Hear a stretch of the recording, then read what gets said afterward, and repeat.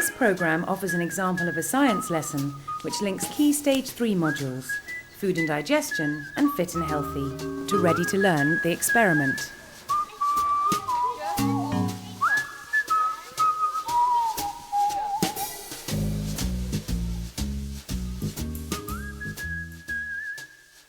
The lesson establishes which environmental factors can affect readiness to learn, and then sets out to assess their impact through a process of research, practical experiments and classroom discussion. What does the brain need in order to function properly? And how might students best maximise their potential by creating a good environment in which to learn?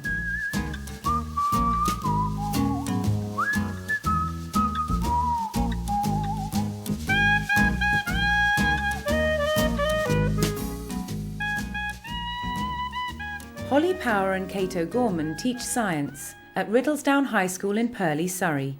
Today they are teaching their Year 8 class using a lesson plan devised by Matthew Tosh, a former science teacher, now working with the British Association for the Advancement of Science. 3, 2, 1, We've designed the lessons so that they fit in with the curriculum. The teacher can see the link to their everyday teaching.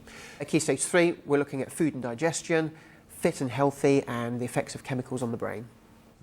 Okay, I'm just going to start off today's lesson by looking at what we think it means to be ready to learn. I'm going to read out a list of different factors.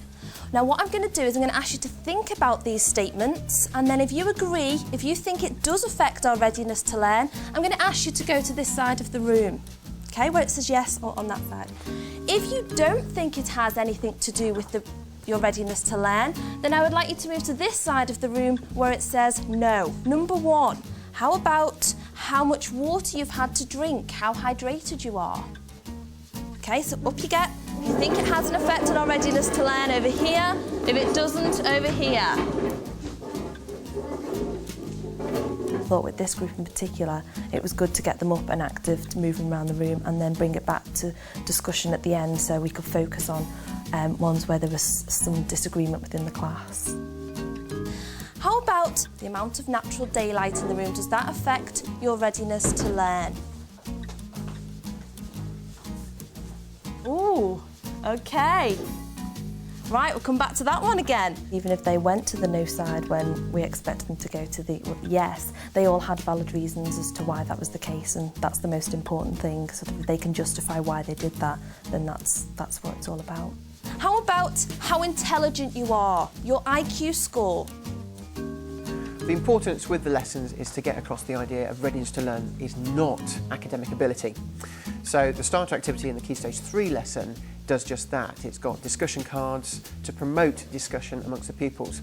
Now there's some points on there that might be a bit debatable, and that's great because we want children to think, what actually is readiness to learn? We've got some research information for you, and this information pack tells you some information about foods which are good for the brain. Okay, I'm going to ask you to get into groups of 4 with a couple of research packs and the piece of A3 paper, and you are going to complete the table. Okay, so it has natural sugar. Oh, okay. Didn't it say something about cancers? Yeah, it says if you have too much, it's bad for your heart, and it's linked to certain cancers. They obviously knew what food groups each food belonged to, because that's what we've done in food and digestion, but they don't know the reasons why certain foods are good for you and why they're not so good. So it was a good opportunity to interact and discuss in groups and pull the ideas together. What we're going to do now is we're going to take some feedback from the research you've just completed about the different foods, about what foods are good for the brain and what foods might not be so good and we might consider as being bad for the brain. Sugar foods are bad because it can cause major altering moods, and because it gives your blood an instant sugar rush, but can lead to aggression and tiredness later. Instead of eating them foods, you could have a piece of fruit instead. Why would fruit be good for the brain? Kirsty? Because it's a source of vitamins and minerals. And we've already said vitamins and minerals maintain physical and mental health. Okay, so we're going to talk about now how this all relates to you. I'd like you to think about all the things you've learnt so far today and to think about how that affects your readiness to learn, okay, and every lesson that you have at school. So could you put your hand up if you wouldn't mind telling me what you ate for breakfast today? I had a banana and a poached egg. What are the 7 food groups that you know about is in, say, for instance, the poached egg?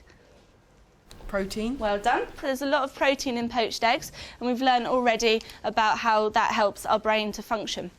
What did you have to drink with your breakfast? I had a cup of tea. Now, caffeine is actually a type of drug. Can anyone tell me the name of the type of drug caffeine is? Is it a stimulant? Excellent, well done. It's a stimulant. It quickens your reaction speed, OK? At Key Stage 3, one of the aspects to look at is drugs and the effect that has on the brain. So we've included an option in the lesson to do a caffeine experiment whereby you look at the heart rate and maybe pupils' rate of response before and after drinking a caffeinated drink.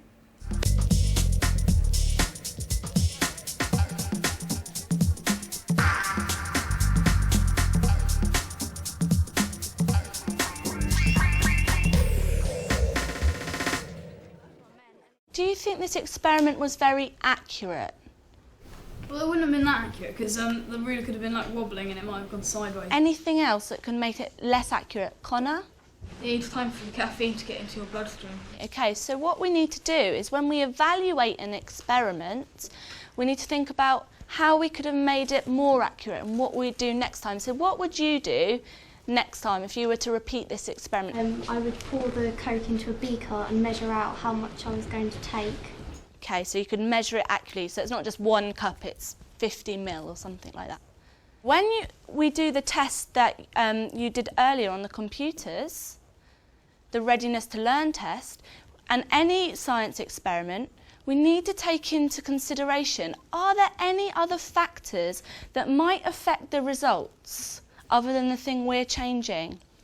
After they did the caffeine practical, I wanted them to think about some of the SC1 background and to kind of introduce the concept of extraneous variables and to get them to come up with them themselves. And they did quite well at coming up with other things that might affect reaction rates. What we're going to use today is an online reaction time test.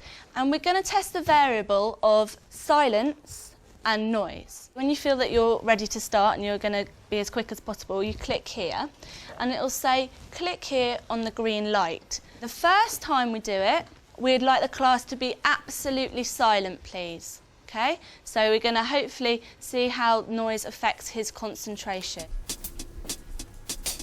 And the sorts of tests that teachers could then do with the children are arithmetic tests, there are online tests, memory tests, there's lots of options. Whatever you think fits in best with your class.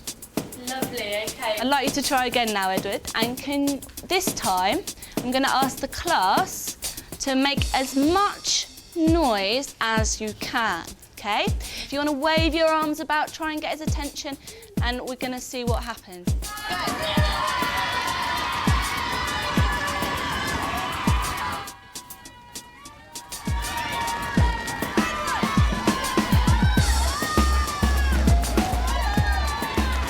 If we were to repeat it, what could we do differently? You could get someone else to do the noisy one. Good, so what we're going to do now is we're going to ask somebody else to do it again, but they're going to do noisy first, and then they're going to do quiet afterwards. Whenever you're ready, let's hear you.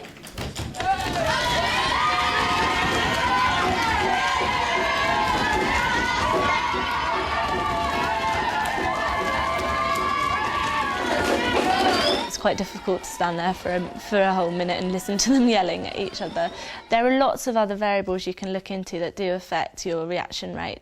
For instance, the environment. So you could put them in maybe a hot room and a cold room or a dark room.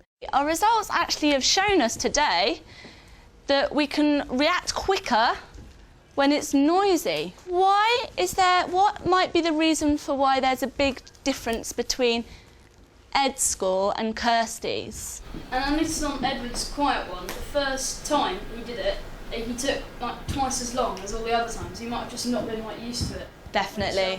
I think that's a fair point. What have we learned today that might have affected the difference between Kirsty and Edward?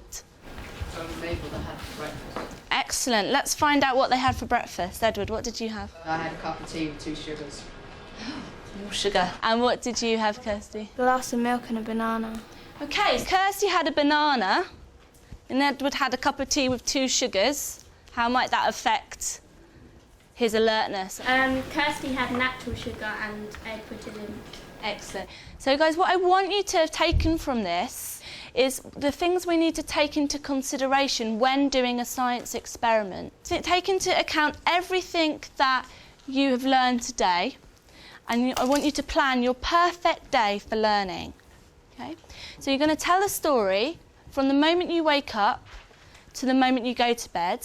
All lesson they'd been learning about the things that can affect them, but I then wanted them to think about how they can put that knowledge into practice. They can then kind of apply that to how they behave and how they act every day, and what things they can do to improve their reaction and their concentration.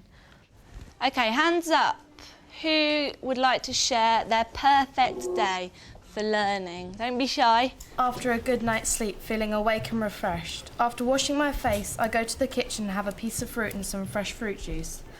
Ideally, there will be lots of positive benefits of this, particularly getting children to understand how to become better learners. Then perhaps children can modify the way that they set up their learning environments at home.